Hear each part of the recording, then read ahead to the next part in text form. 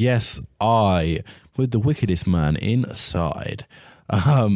Good evening, good afternoon, and good morning, everybody. Welcome back to Chatting Breeze. We are back after a little hiatus. Had a week off last week just because life was just fucking throwing me hella curveballs. So decided to take a bit of time off. But now we're back. And better than ever. This week we've got Bennett, the founder of Partum Audio, a Bristol-based 140 label, events collective, just all-round bad boy bass killers. Never saying that again. Had a wicked chat. This was actually the second time we recorded this episode, as you will find out pretty early on in the episode.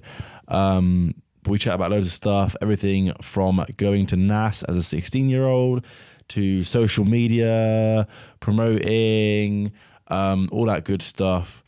Yeah, really good to chat to him. I'm going to keep this short so you can get into the meat and potatoes of this episode. As always, check out the Patreon, patreon.com/belters. We have a release next week on the label, Reach for the Lasers. Premieres starting on Monday, so keep watch for that. If you're on the Patreon, you'll already have access to those, and you'll know that they're absolutely fucking mental tunes. So yeah, and we are going to put another release up on the Patreon very soon, one that comes out at the start of next month. So wicked EP from Dober Woman with a remix from Joe Koshin. So patreon.com/belters is the place to go for all that. £5 a month and you get access to our entire back catalogue and all of our tunes a month early, along with most podcasts early, but not this one because of all the technical difficulties that we've had. Yeah, I've been waffling for longer than I thought I was going to. I thought I was going to keep this short. Rate 5 on Spotify, please. It makes a massive difference. I know you're there on Spotify, so give us a rating. And yeah, like on YouTube, like on SoundCloud, Right, enjoy the episode. I'll speak to you later. Bye. Mate, there we go. Perfect. Ah, that was so loud. Sorry. Let me just shut this as well. Go on, do us an intro. Go on. Right. This is Nick Bennett stepping in for Belters. Today You're the host today, right? Today I'm here with Belters on Belters podcast. How are you doing, mate? Yes, I'm very well, thank you, sir. Let me get this open again. I did this on the first recording, so we'll 3, 2, 1. Oh, fuck it, just brilliant. All over my equipment. It's definitely going to break again now. Watch it. Yeah, so we actually did this yesterday. We did do this recording yesterday. This is the second recording, and like we recorded it all, and it was fucking like I genuinely had such a good time. Like we spoke about some really good shit, and then went back to listen to it, and the first 15 minutes is perfect, and the next 15 minutes. The rest of the episode, rather, just sounded like it had been like recorded through like someone's asshole, basically. I feel like it's actually gonna end up better for us because now we bear in mind we'd actually only met like very briefly before this. Like I think we were speaking about it briefly yesterday, but I couldn't remember. I think the way we met was I just came up to you on a night out, really pissed up, and was just like, "I need to be on your podcast." No, but you see, I was thinking about this as well, and I can remember that happening, but I knew who you were before that, and I think we met once. This is so pointless for anyone else listening, but like I was with Rhea and maybe Orwell, and we were on King Street, and you were there with some people.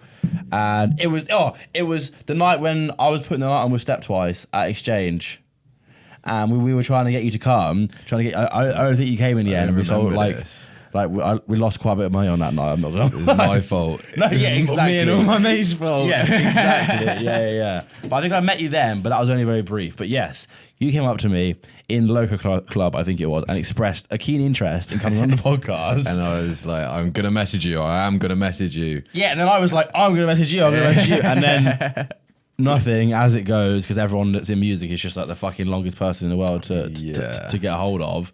But I can't be that long because I was here yesterday and I'm here today. Here we are, exactly. Maybe I just don't have anything else to do. Maybe Ever. if do you want to come on tomorrow as well? Actually, yeah. Just a daily podcast. Yeah. Yeah, the other one wasn't actually fucked. I'm gonna upload that anyway. But we're just gonna have to. You got 2 episodes. Just really now. like chatting to me. So tell me about your day. What have you done today? Today. Oh, this is a good podcast chat. I went to a restaurant in the Chew Valley. What's it called? The Pony. It's like, it used to have like a Michelin star.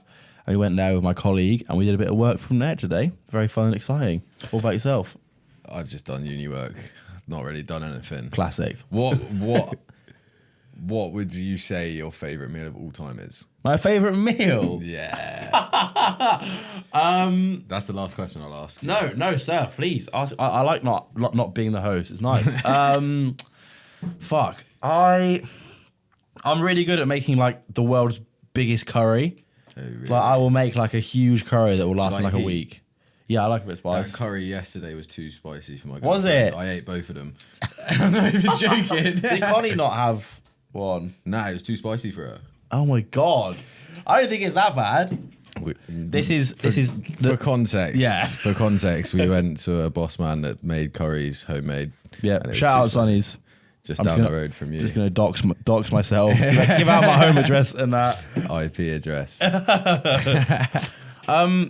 So backtracking a bit, Nick, you are Bennett and Partum Audio.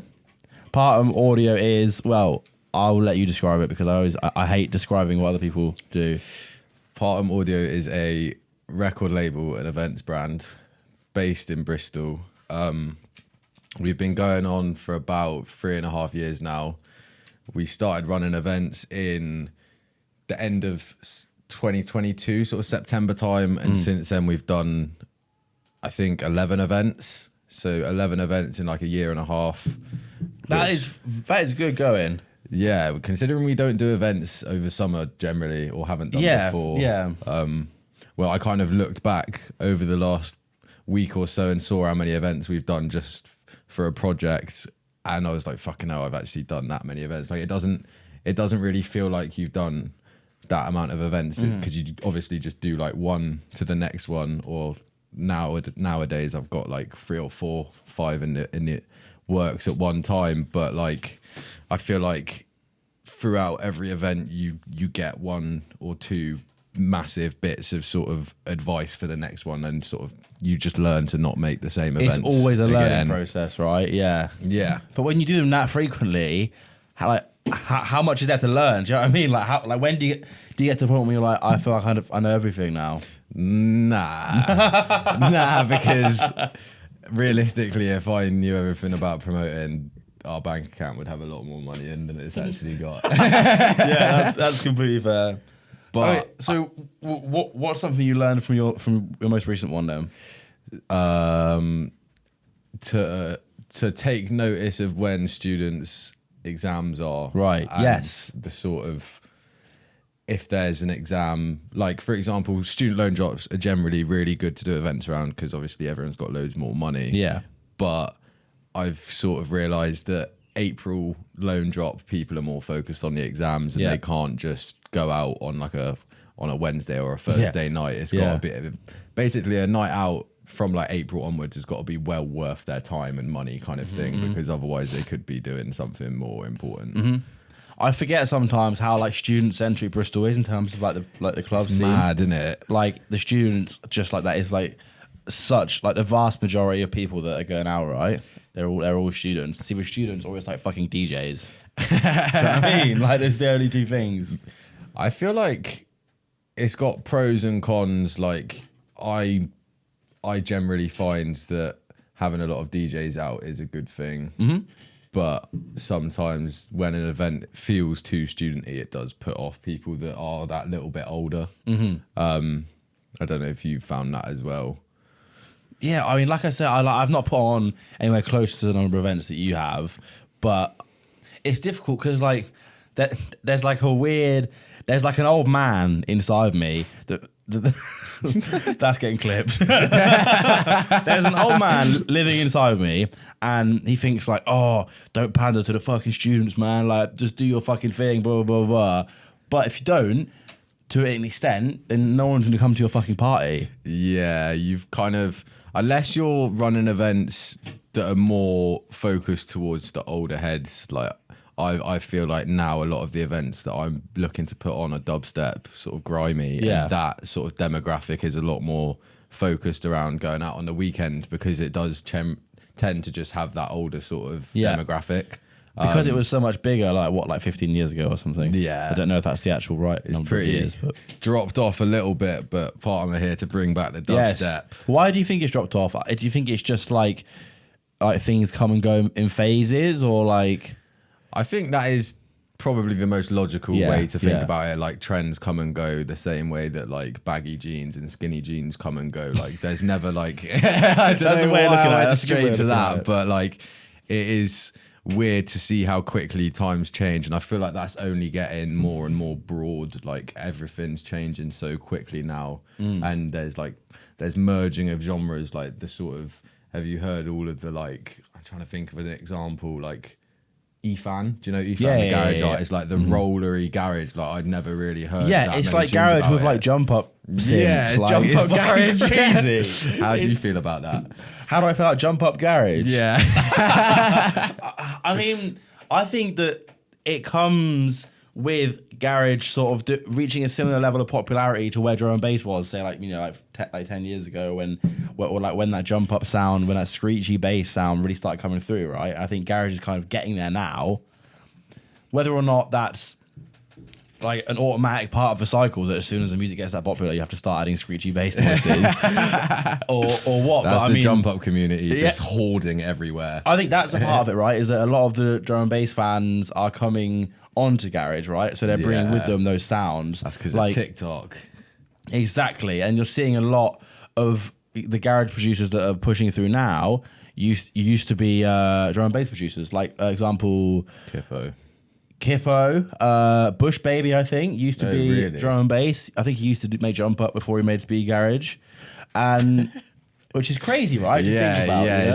It's such a variation in styles, but I would have thought that like Bush Baby has a more of a like bassliney sound. At least it's not like proper happy clappy garage, speed garage. It is a bit sort of darker in a sense. Yeah, no, you're right. He's certainly not making the screechy stuff, but it goes without saying that a lot of the people that were initially on the drum and bass wave are now sort of moving to these more sort of garage sounds.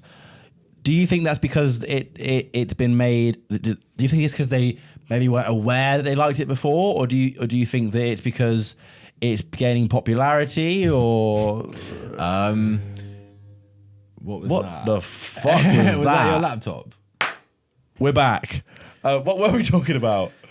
Drum and bass artists moving over to garage. Yes. But I'm gonna go back a little bit. We mentioned garage becoming popular because of TikTok, or being a main attribute being TikTok. Or one of the large ones. Yeah. Definitely.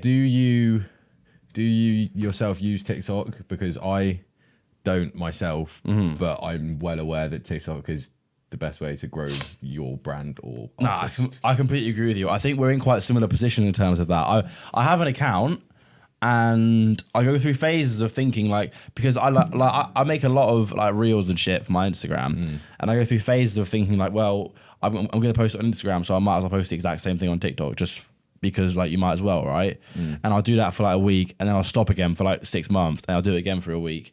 And like I have one video on TikTok. It was of me on one of my bog sets. I played like this SpongeBob SquarePants like psytrance edit, whatever. Cold. And it popped. And it got like 300,000 views like overnight. I'm semi-famous on TikTok. Are you? You just say you didn't use TikTok. I don't. So I posted a video of my friend doing something at Nass. He was a bit fucked up. Right. And he was just mash up. I posted a video, it got 2 million views. No fucking way. And then I posted a couple other ones that all got like 20,000. And then I posted another one of my friends all dinged up, and that got another 1 million views. So I've got like 12,000 followers on my personal TikTok, but I've never posted like a music one. Did you ever think to change your account to like a Partum thing? Just yeah, but I feel like there's a couple reasons why I haven't. Firstly, because I feel like consistency is such a big thing on TikTok. I want to make sure I've got enough content like in the bank that I can just post like 4 times a week when I do start. And then on top of that, I'm questioning like, I've seen a few brands that have grown quite a lot on TikTok, and then that has equated to like when I've gone to one of their events, it's been like a lot of young people, like young people, and I don't know if that's the sort, like, as much as I'd love to grow at that rate, like I just don't know if that's the kind of group of people that I'm trying to focus in on. So I'm questioning it. It's interesting, isn't it? Do you notice a difference in crowds that are that have clearly come from that sort of demographic as well, in terms of like their, because I fucking like, this is in behaviorally. Yeah, like again, this is the old man that lives inside of me, who like saying like, I fucking hate when people like get their phones out of raves and start like filming the DJ and filming themselves and all this sort of thing. Like something about that just makes me feel like really fucking like weird. Like, do you think that's more on one side of it than the other? Like, can you tell? I'm making this question way too wordy, but like, yeah, what I know what you're getting at. You know, I think like the crowds that come from a TikTok audience are generally a lot like, they get way more gassed for drops and they love it off so much more. But at the same time, I've found it does come with a lot more issues in terms of how the crowd actually behave. Like we've had one fight at one of our events, but other than that, I've never had any sort of issues. We've just tended to bring a pretty nice crowd. But I feel like if we were to grow on TikTok, then the sort of younger, maybe slightly more immature audience would bring issues. That's so interesting, because that's not the way that I saw it in my head anyway at all. Like for me, at least, I mean, I don't have much, like loads of experience with this, to be honest with you, but the way I would see it happening is like the audience that comes from TikTok are more there for like that one moment where that DJ plays that one tune, right? And they'll film that, and then they'll go out into the smokers, and then they'll come back in and they'll sort of like stand there like chatting to their mates and go on their phone. Yeah. They're not more dangerous or not more immature or whatever you want to call it, but it's more like they're just not as involved with the music. Yeah, they're there for the social status of being at a rave, like, rather than going to a rave because you love being there. And you can tell that even with certain venues, like you can tell if it's just a crowd that's based around the fact that people want to be seen that they're at an event rather than just going to an event because they want to go to it. Like I'm the same as you. I don't take videos at raves generally unless there's a tune that I've been waiting to hear for the whole evening. Yeah.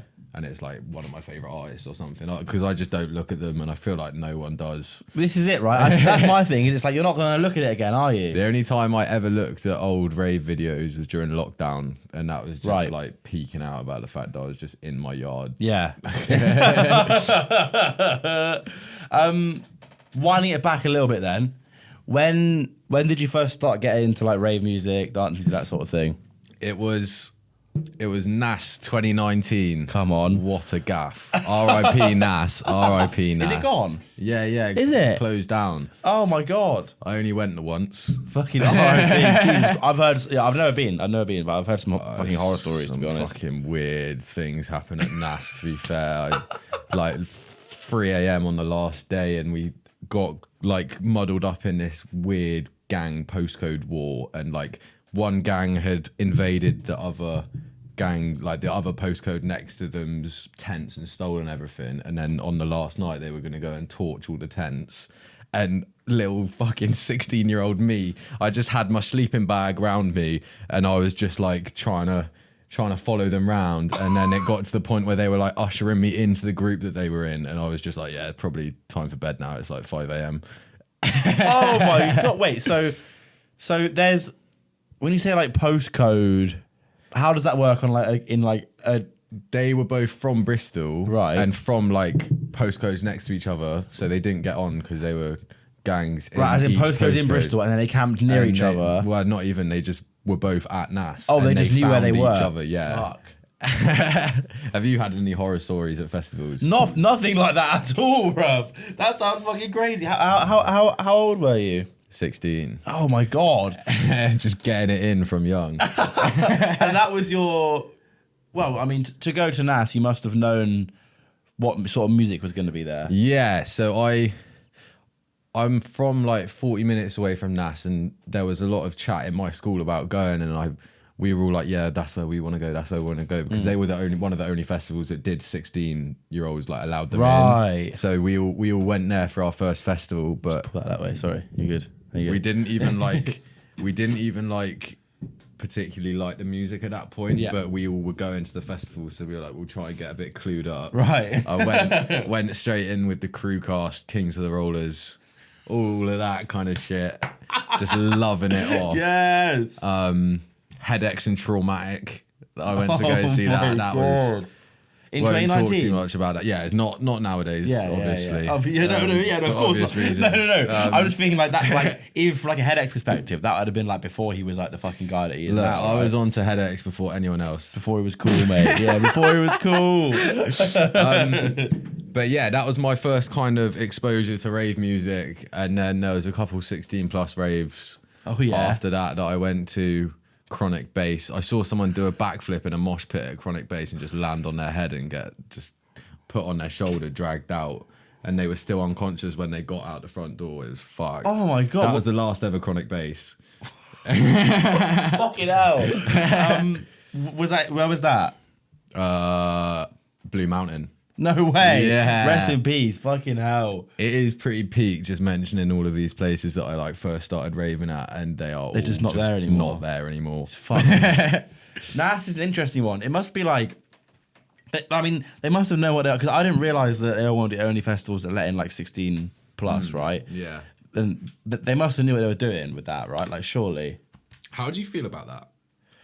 I think that's so fucked to allow 16-year-olds in a field for a weekend full of people that are actually just on drugs. People and trying to sell them stuff and like trying to... Yeah, no, I think it's fucking crazy. And I think if you're going to do that, then there has to be a conversation about what you consider to be like the age of like maturity and like consent and to buy alcohol and that sort of thing. Do you know what I mean? Like, you can't just say, oh yeah, no, these kids drinking is illegal. You know, you can't do any of this stuff, but you can come to this festival and like, you know, come in here, like keep it quiet. We won't say anything. They do you know all what I mean? know full well what's going on. Exactly. Yeah. And that's what kind of didn't really sit that well with me. I mean, other than the fact that if you went, you would just be in a field with 16-year-olds. I probably wouldn't particularly enjoy that aspect of it either. I should hope not, sir. What's the crowd like there? Is it mostly under 18s? Because like surely, like you say, like the majority of adults that go to a place like that would think, oh my god, like I'm fucking way too old to be here. I honestly can't remember, mate. To be honest, yeah, that's fair. I only went there once. I've been to Bolter like 3 times. Have you been to Bolter? I've not been. I need to go. Mate, I fucking need to go. You would love it. I know. I've heard it's You would amazing. love it. I've heard it's fucking crazy. Have you been to any festivals? I've not done anywhere near as many as I would like to. Mainly just for like money, to be honest with you. Like years and years ago, like 2019, I was supposed to do Houghton, and that got cancelled because of like, you know, there was like really bad weather one year. Do you remember there was like that video of at Boomtown, a bit of the stage like falling off. Oh, you know, one of my lecturers at uni, she was head of health and safety at Boomtown for 8 years, and she was like, that was the most fucked thing. But apart from when they set up when the weather got so bad that loads of cars got set on fire basically because it got too hot, so that the hay that all the cars were like parked on set on fire. No, but she had to deal with that, and then she had to deal with the bit of the roof at Boomtown hitting someone on the head. Yeah, I remember seeing the video of that. Apparently they lost a lawsuit. Like the girl got loads of money, but she actually just hit her head, got concussed, and went back to party at Boomtown. I'm sure she did, yeah. Sued them after. I mean, fucking hell. Like, I mean, in a way, kind of like fair play. Do you know what I mean? Like, yeah, that's pretty decent weekend, depending on the sort of brain injuries that you've got. Yeah, this is it. Yeah, that's fucked. So, okay, so you did Nass when you were about 16, and after that festival, did you come away thinking like was there any sort of like part of you that was like, oh, I like the music side of it was really good, or like if not, when did it actually start to come into play for you? It was then, to be fair, like from then onwards, like I just loved it so much. Went to a couple 16 pluses, and then I didn't actually. I think I went to Bolter straight after lockdown finished, and that was in sort of September time. They moved it to September instead of May, just for that 1 year.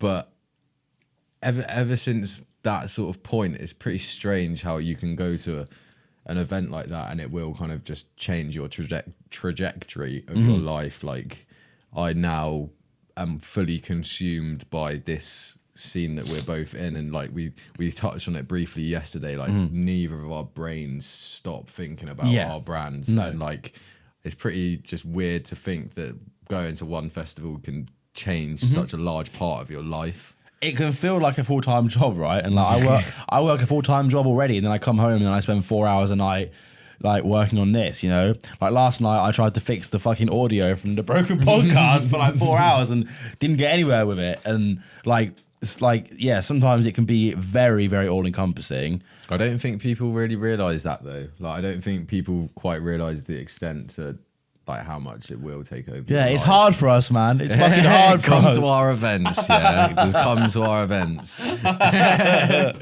No, I completely feel you though. Like it is, it is a slog, and sometimes it can feel like you're like trying to like walk up a hill with like fucking like lead boots on, and like someone's trying to drag you down at the same time.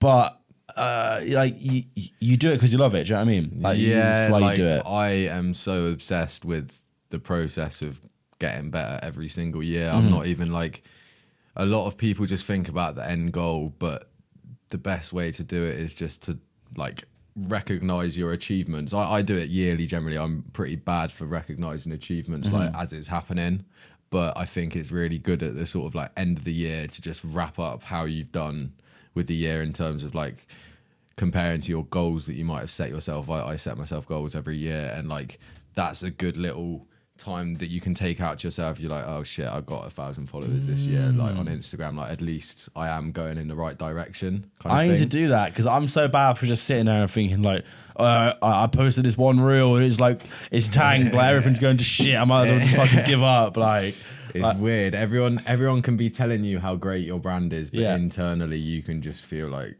it's just bad shit about it. Like I get that so much, where all of these people are saying, oh, the artwork's sick, like that's a really good lineup, shit like that, like just when you're out and about. But when it comes down to like how you internally feel, sometimes it's not the most positive. But that's just, I think maybe because we hold high standards for ourselves, maybe. Do you think? I think you have to, though, right? Because there's so much competition. Like there's so many people that are trying to do this. Like we were saying, like there's so many promoters, like so many DJs.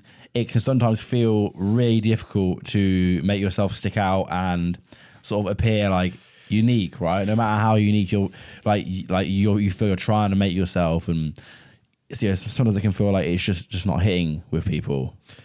Yeah, I think you've got to just.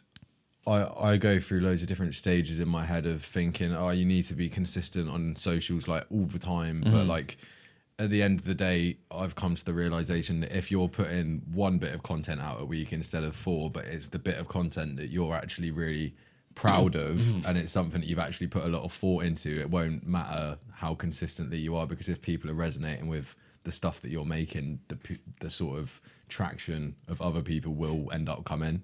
I feel like you think about your socials quite a lot. What, me personally? Yeah, you, yeah. I get that vibe. I do. Yeah. When you think about them, what are you thinking about? Like in terms of like,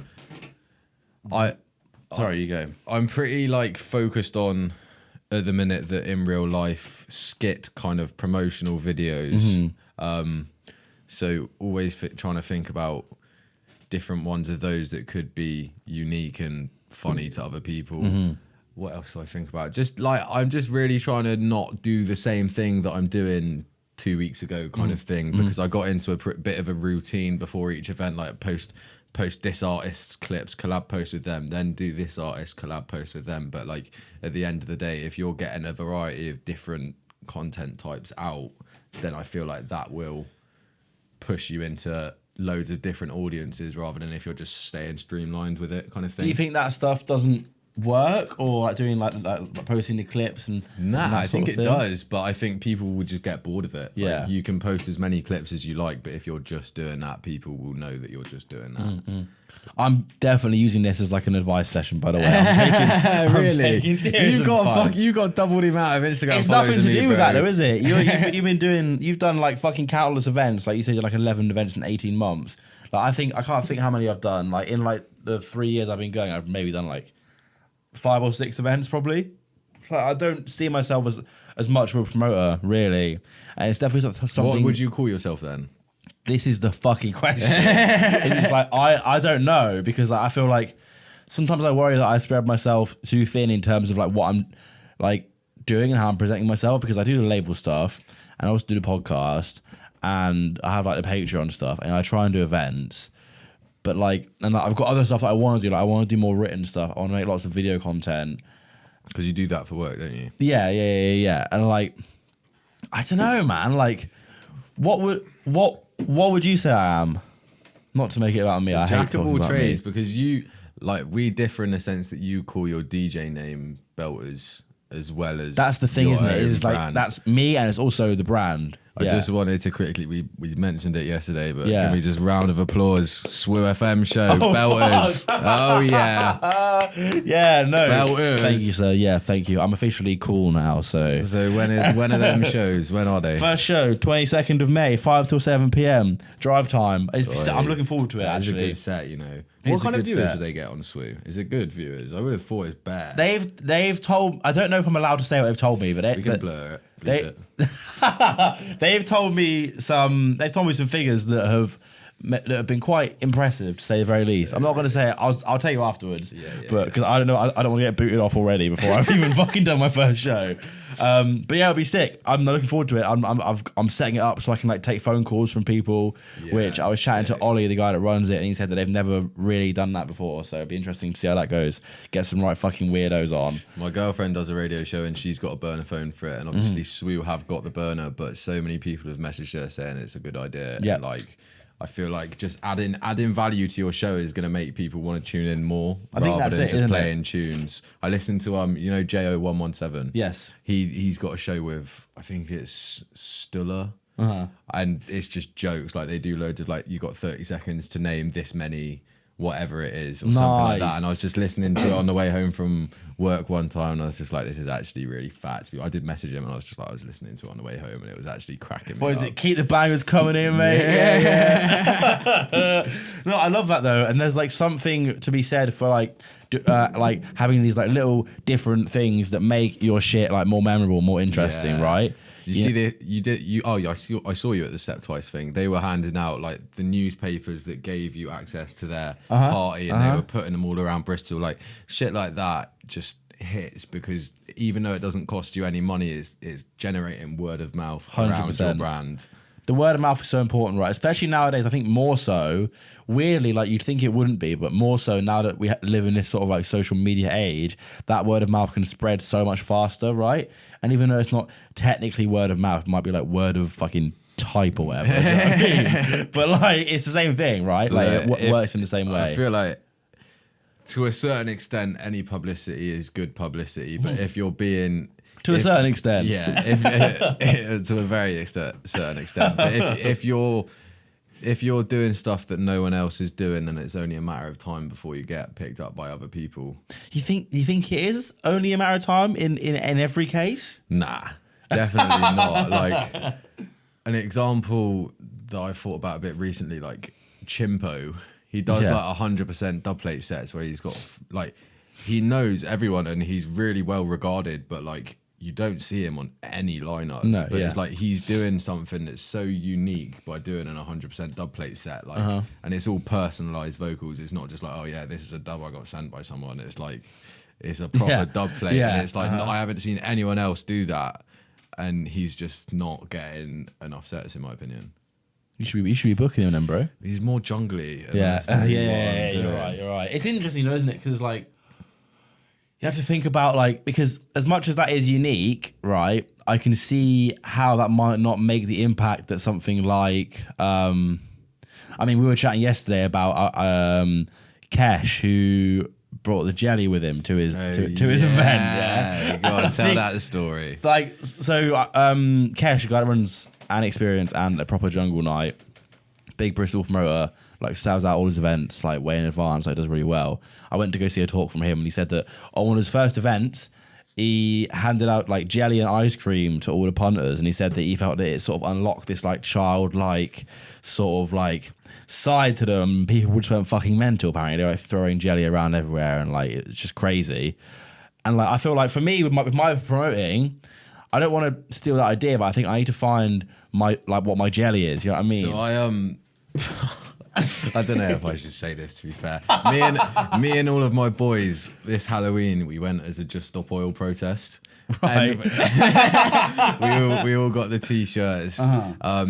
And we got asked by a certain promoter to go to one of their events and pretend to do a Just Stop Oil protest on the stage. No way. But then it would have been so sick. That's fucking hilarious. But the venue said no, which is really pretty fair, to be honest. I wouldn't really want that at my venue either. What were you gonna do? Were you gonna like turn off the music, like get on stage and all just like stand in a line, like locked arms on stage and turn off the music? They were like, from a health and safety perspective, like some pretty bad stuff could happen. I guess it could do. Yeah. I mean, I think that the dressing up as protesters maybe is not the jelly that I'm sort of after for my parties, though. Well, no, we did. To be fair, for our birthday event, we did birthday cake, party poppers, birthday balloons, shit like that, and that. People really enjoy it. People really enjoy if there's just something else at your event. Because I'm thinking about getting like for this next event I'm doing, I really want to get loads of like. You can get these like little like finger lights. Have you seen these things? I want to get loads of finger lights and just give them out to people on the way in, and like make like glow stick like wristbands and like a few like whistles and shit, and start giving them out. Whistles are the one. See, I'm glad you said that, because I wasn't sure whether or not whistles was like a fucking terrible idea. I feel like it's a thing in a lot of like carnival settings. Like it's a pretty big thing there, and it hasn't really been tapped into a whole lot. It just depends on whether you think that your crowd can be trusted to not completely drown out the sound of the event. The problem is that I don't know my crowd well enough. Like, I don't put on enough events. Like, I feel like almost every time I put an event on, there's a different crowd, because I don't put on enough for me to have like a regular. And do the events that you've done, do they follow the same sort of theme, or are they a bit different? I think they're all very different, to be honest with you. I do that as well. Like, we don't really have a mold that we stick to as such. We're getting there, definitely. We're finding our sound and finding the sound that we want to home in on. But up until now, we've been a pretty multi-genre brand. Yeah, you were talking about your like releases that you have planned going forward, and how you want to focus on like MCs and that sort of thing, which I thought was really interesting. Yeah, I kind of feel like nobody's really pushing MCs to have like just an MC EP. It always seems to be a feature, and I kind of want to change that. Like, I know so many sick MCs that just don't have a platform, so going forward a lot of our releases are just dubstep or like dark garage, and or they're like progressive 140 dubstep up until drums at the end of the track for the second drop. And like, I feel like, whoa, wait, hang on, there's tracks that start as 140 and then on the second drop go up to like 170. Fucking mental. See, this is a world, or the other way around. Fucking hell. See, this is a world that's I've got no idea. This is news to me. Yeah, it's just like, I feel like there's a gap in the market for that kind of sound, and for a little while, not many people in Bristol have been doing that. I think I'm just at the point now where I need to decide whether to stick with just dubstep, because we are drum and bass before. We've had really successful drum and bass tracks on SoundCloud. Like, some of them have got like 130,000 streams, but it's just not what I want to do anymore. Yeah. And I've felt like that for a couple of years. What made you make that change? Like, why did you stop? I think I've always liked rap. Maybe not so much grime. I've always liked rap, but then when I started mixing dubstep more, like I'd say I'm pretty much only mix dubstep now. But I feel like with dubstep comes a lot more MCs, and it's a lot more collaborative between the MC and the DJ or the producer. Yeah. Than in drum and bass. A lot of the time in drum and the bass. Drum and the bass. Now he's spitting. Come on. A lot of times in drum and bass, like the MCs are just on a tiny little corner of the poster, and I really don't really rate that because they do as much for the night as a DJ does, in my opinion. Easily, right?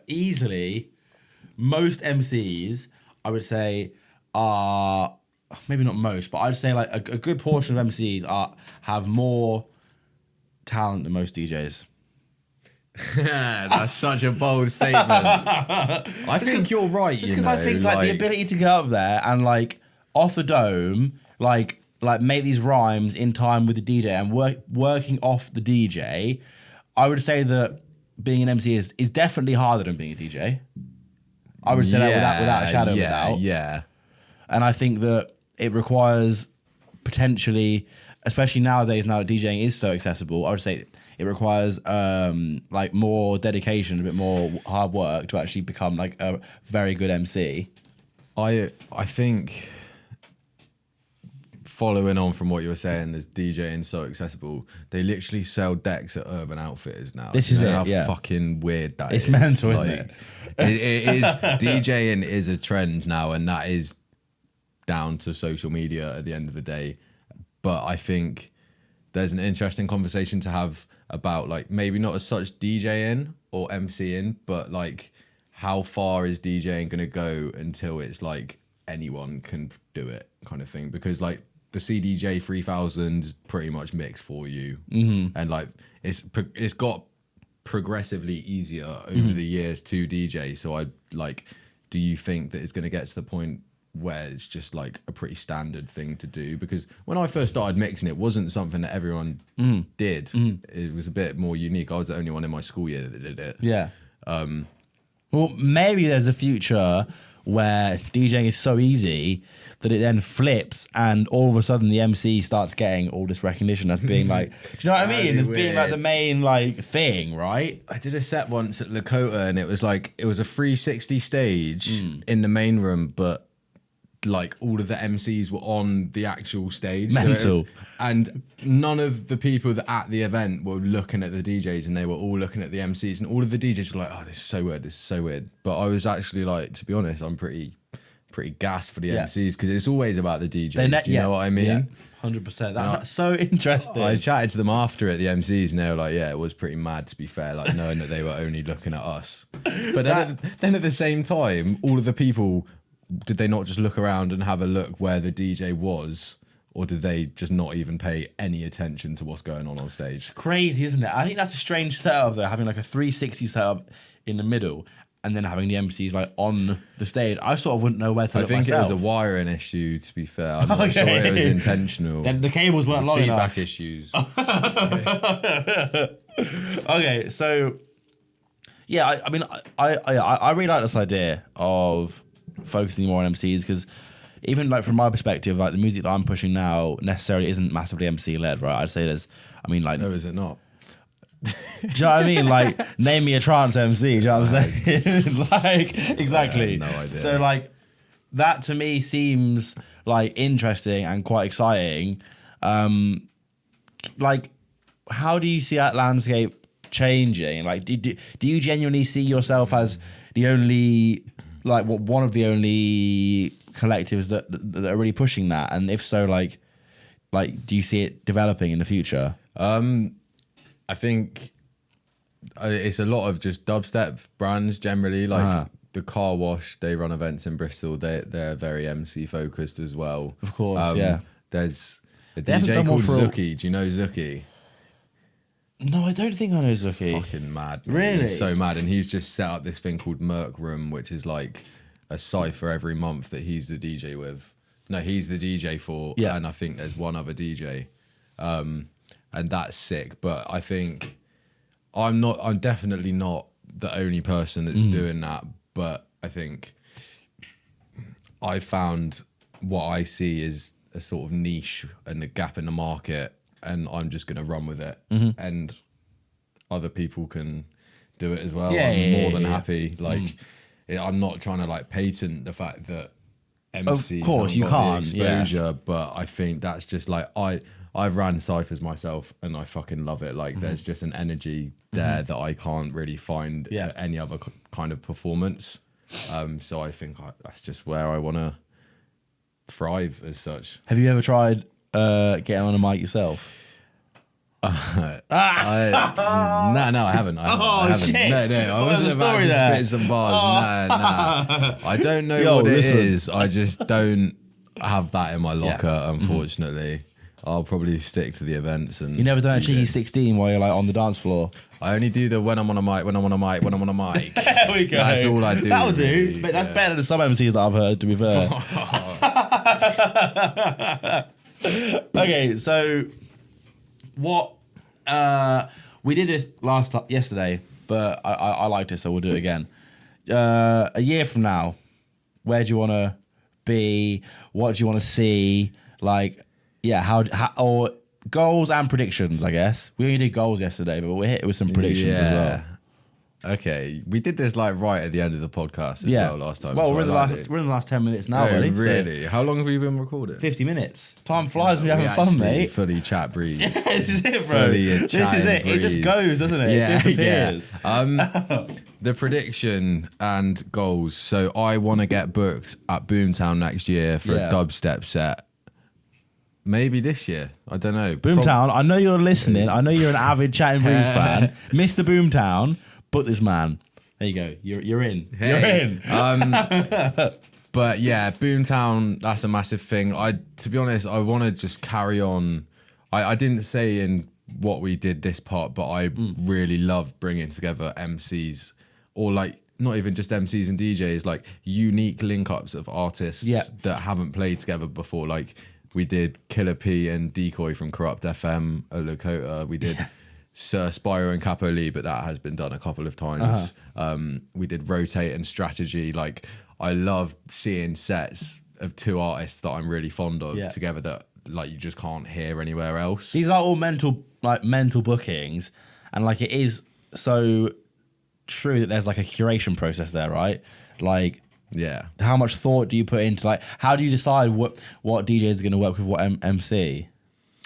To be fair, like Capo Lee, Killer P, and Strategy are like just three of my favorite MCs. Yeah, and I knew that Ryan Rotate has got tunes with Strategy, and he was like, "We're trying to run a set. At some point." It was just at one after some random time, and I was like, you know what, mate, I'm going to sort this out with you, because I've known Ryan since like one of the first days that I went to uni. He's one of my boys. Yeah, I love him. He's sick. You know what?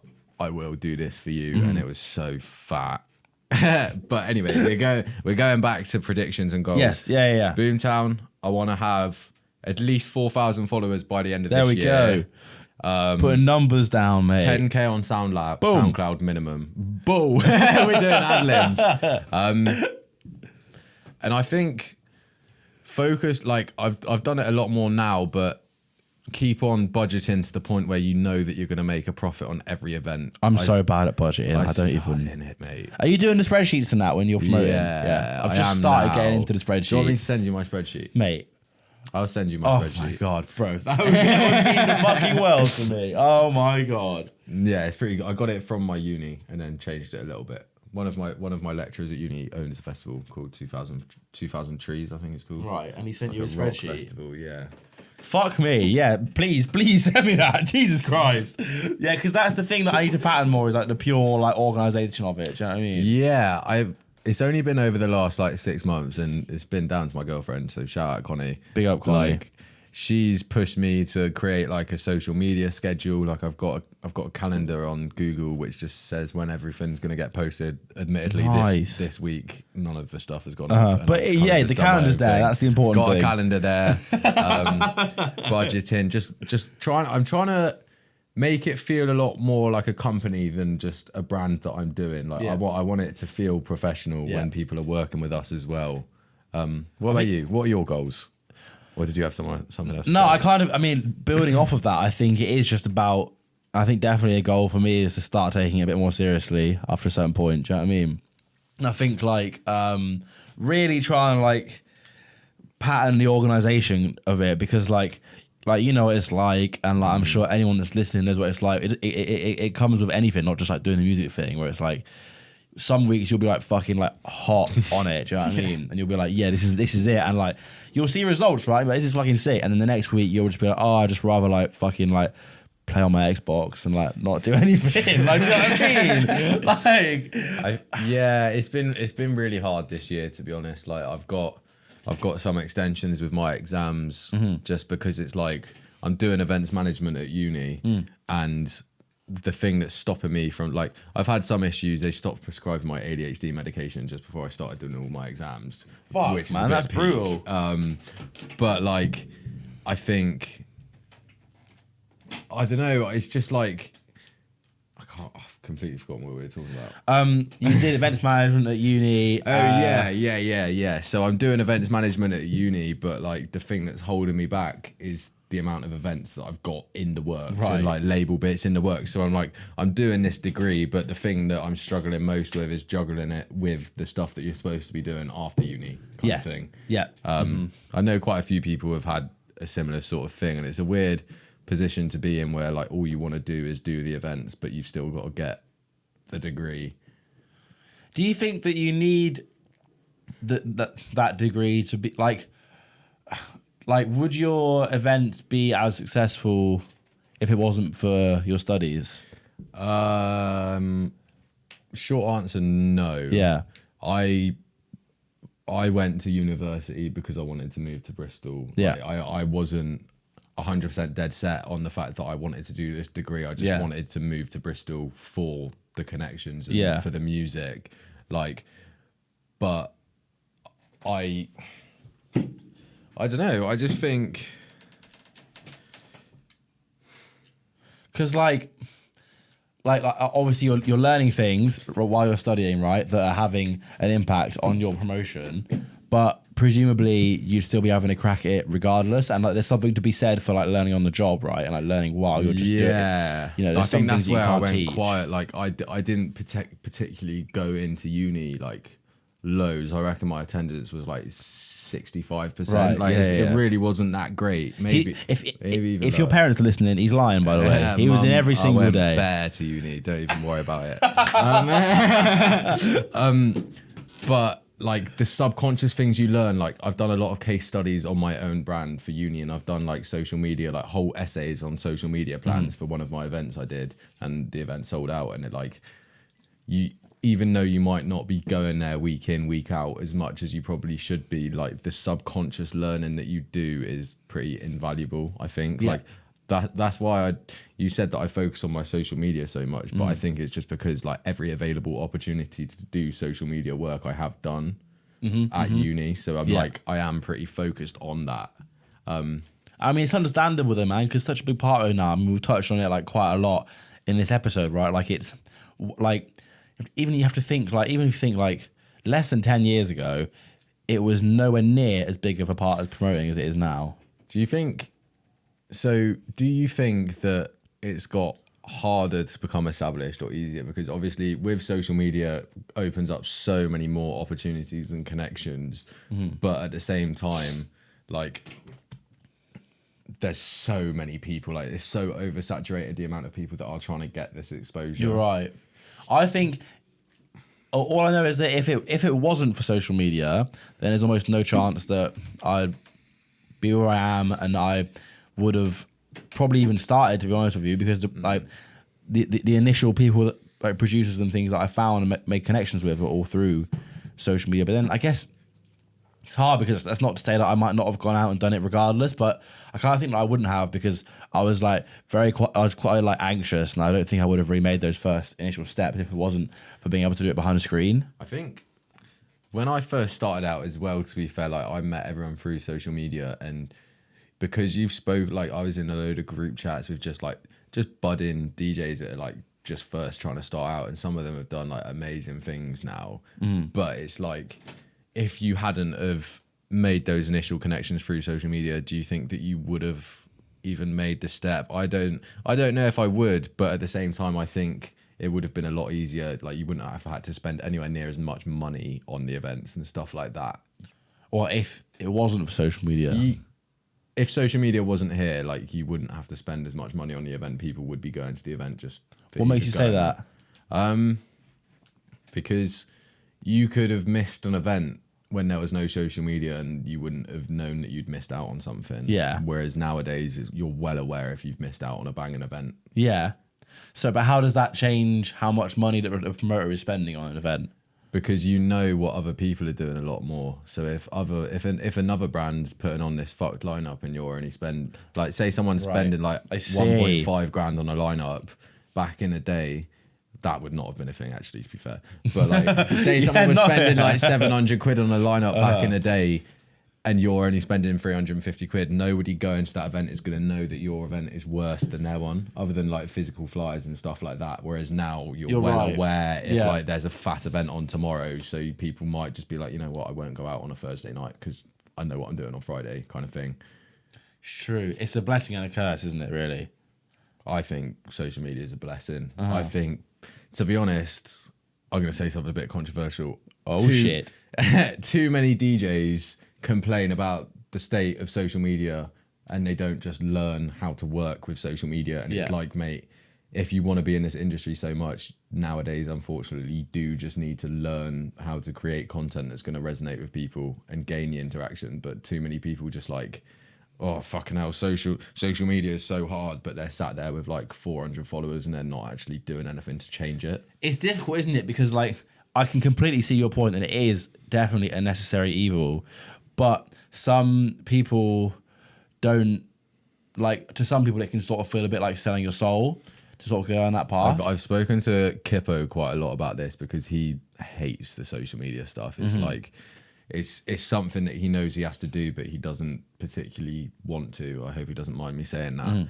But like, I think if you've got a certain level of talent, you will eventually get picked up. Like, I met Felix before I moved to Bristol, so like literally almost 4 years ago, and he just put out one of his more viral tunes back in the day. And I remember speaking to him, and I was a bit of a fanboy when we first met. We went to a sit down at Dare 2, sit down rave. We ended up on the same table. He sent me bare dubs the day after, and I was just gassed. But ever since then, I've been telling him, like, mate, you are gonna blow up at some point. Like, you are gonna, and it's taken until now to do it, but he has done it, and that's with not really pushing social media a huge amount.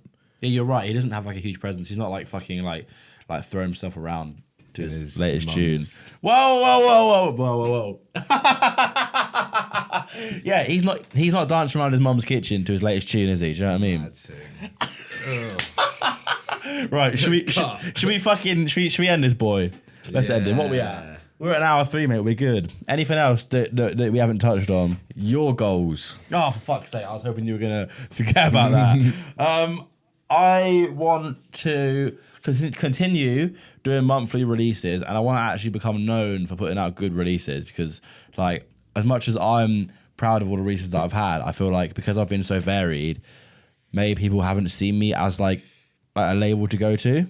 We had that conversation yesterday. Yeah. Just kind of whether it's better to almost in one way like pigeonhole yourself to one genre, or whether it's better to kind of be a bit of a jack of all trades. And I think I'm already done that though as well. I'm already something of a jack of all trades in terms of the amount like of different things that I'm putting out.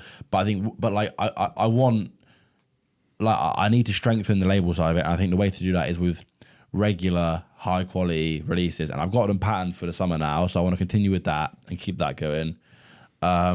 I want to keep doing this podcast because it's easily one of the best things that I've ever started with Belters. I think it's really resonating with people, and I'm finding it really helpful for myself to like actually like vocalize ideas and like explore ideas with people in a way that, as much as like you can have conversations with people, I think doing it in this platform with like-minded people as well. I think, you can really like sort of explore different ideas in a way that maybe isn't even possible in like conversation. Because I think like if me and you were at the pub like with a bunch of other people, as much as we'd get along and have a sick time, we wouldn't be able to actually like have just proper nerd out on. Do you know what I mean? Yeah, exactly. I do love it. Yeah, I love a little nerdy conversation about the scene, and a lot of people that I'm mates with don't have the same sort of passion. So I feel like if you're willing to come on a podcast that is music based, you must have a certain level of like commitment to the scene. So I would have thought it's pretty rewarding meeting all these people and hearing it's great. Opinions. I mean, you know, it's one of those things where it's like you get to meet people and like you have a conversation with them just one-on-one for an hour, and you come away from that with like such a better relationship with them because you've had this. Do you know what I mean? Like you know them like so much better. Like it's great. So I definitely want to keep doing that. And I don't know, man. Like I think I said I want to take it more seriously, but I also at the same time don't want to take it seriously. Do you know what I mean? Like I want to keep the informalness of it. I want to keep like I'm not worried about getting like fucking like the next like some mad producer on. Like if someone sends me a tune that's banging that's like that he's tiny, like I'll put him on. I want to keep doing that. I want to keep it like accessible and keep it open for people that are willing to get involved. And that's it really. Those are my 3 goals. Bang. Bosh. Done. Bosh. Anything else? Nah, I don't think so. Mate, where the hell can people find you? Instagram, Partum Audio, SoundCloud, Partum Audio. If you're looking for the icon, it's just a little bloke spinning a record with Partum on the bottom. Won't miss it. Easy. Silliness. Bosh, mate. What can people expect as well? What you got coming up? Gas them up. Get them gassed. If you can't say anything, mate, that's fine. I can't talk about like 2 of the events or 3 of the events, but Freshers, we're gonna have probably some time off over summer, maybe like 1 day party. Freshers will come back, and then hopefully, if everything goes to plan, January 2024 will be our biggest event yet for our 4th birthday. Well, you're planning ahead, mate. Carnage. Fucking hell, I like it. I like your thinking. I need to get my plan out. Jesus Christ. Fucking hell. Nick, Bennett, Partum Audio, thank you very much, sir. Thank you for having me. Bosh. Love. Well, that was a lot of fun, wasn't it? Thank you for listening. Thank you for making it this far. My analytics are going to love you for helping out that sweet, sweet retention. If you enjoyed that and you want to hear more, obviously go check out our previous episodes. There's a few more of you now than there was at the start. So, obviously this is episode 24, I think. So there's 23 other episodes that you might not have checked out yet. So make sure you check those out because they're all equally as banging as this one.